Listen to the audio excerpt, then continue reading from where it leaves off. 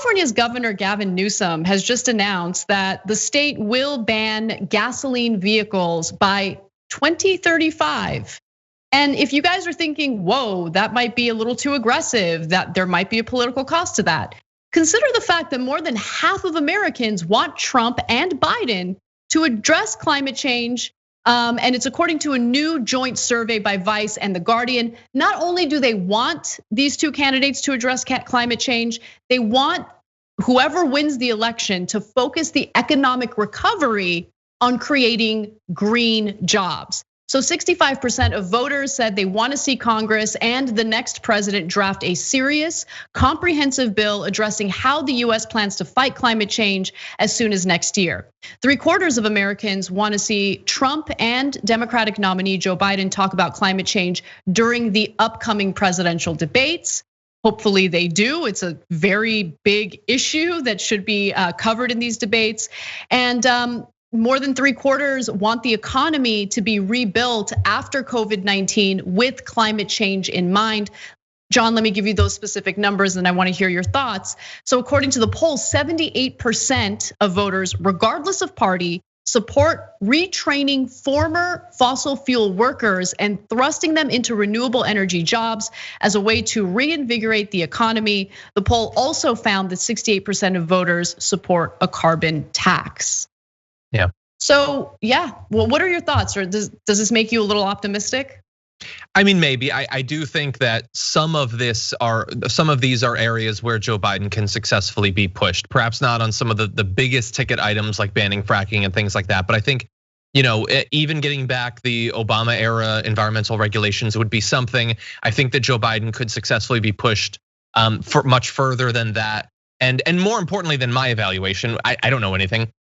People like Varshini Prakash and other representatives of the Sunrise Movement that I've spoken to are actually confident about that. And so that gives me a lot of hope that this is an area where we could see something. I'm glad that you focus there on the economic opportunities inherent in this because they're just so vast. I mean, the idea that we are going to maintain a system so that we can have, like 75,000 coal jobs nationally and a somewhat larger number of oil jobs when there are literally millions of jobs waiting in the wings that are gonna go somewhere. They're gonna go to some country. It can be ours if we want it to, in modernizing infrastructure, cleaning up toxic waste dumps and all of that, renewing areas that have become downtrodden. Like obviously both environmental, racial justice is a significant part of this. There's so much that could be done to generate economic activity, electrifying our businesses, all of that. And the idea that the important part of the economic effect is just maintaining those coal jobs and providing subsidies to the oil industry and things like that has never made any sense to me. I hope that Joe Biden can start to integrate a little bit of this, an understanding of the interconnected nature of climate policy. But thankfully, it seems like even in the absence of that, it is filtering down to some voters and they're starting to prioritize it more. Yeah, in fact, 71% of voters, according to this poll, want to see the federal government offer aid to cities and towns most vulnerable to the effects of climate change, like hurricanes, flooding, and more. My guess is many of those voters experienced firsthand what the extreme weather conditions fueled by climate change can be like. Also on a federal level, 2/3 of voters surveyed said that they support massive multi-trillion-dollar federal stimulus that would prioritize clean and renewable energy infrastructure. Final question though, John, because this is something that I'm sure many Americans are concerned about. Are you at all worried about what this means for American muscle cars? I could tell you were gearing up for a joke. It was subtle, but I was like, wait a second, I hear that in the background. American muscle car? No, but somewhere like a chill just ran up J.R. Jackson's spine. The prospect that someday a car. Look, I got news for you.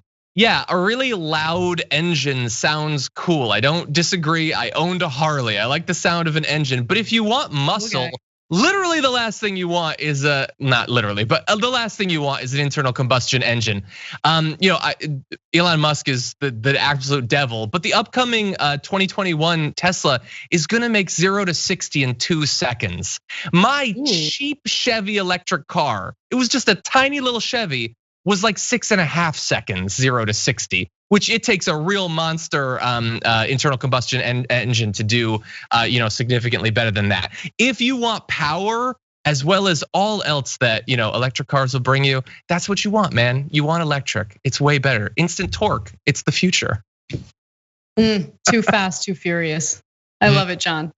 Okay, great. So some good news. I love hearing that people are becoming more and more savvy about what the reality is with climate change, because I mean, it wasn't that long ago where most people were like, no, it's not even happening. I mean, there are still lawmakers who say that, but Well, actually, and super fast.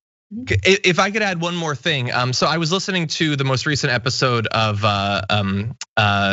Francesca's show or podcast, and Varsity Prakash was on it, and the point that I loved about it was that she said one of the biggest things that we've gotten from the introduction of the Green New Deal as a thing that everybody knows about is that it really does feel like that cut through that back and forth about whether it's happening that had been going on for many years. And now it's all about, so what are we gonna do about it? Now, some people believe we should do far more than others, but the conversation has firmly shifted over to how big should the response be? Not to, but is there enough science to actually justify it? So I thought that was a great point and great work by both Sunrise and other environmental organizations for achieving that. Thanks for watching the Young Turks, really appreciate it. Another way to show support is through YouTube memberships. You'll get to interact with us more. There's live chat emojis, badges. You've got emojis of me, Anna, John, JR. So those are super fun. But you also get playback of our exclusive member-only shows and specials right after they air. So all of that, all you gotta do is click that join button right underneath the video. Thank you.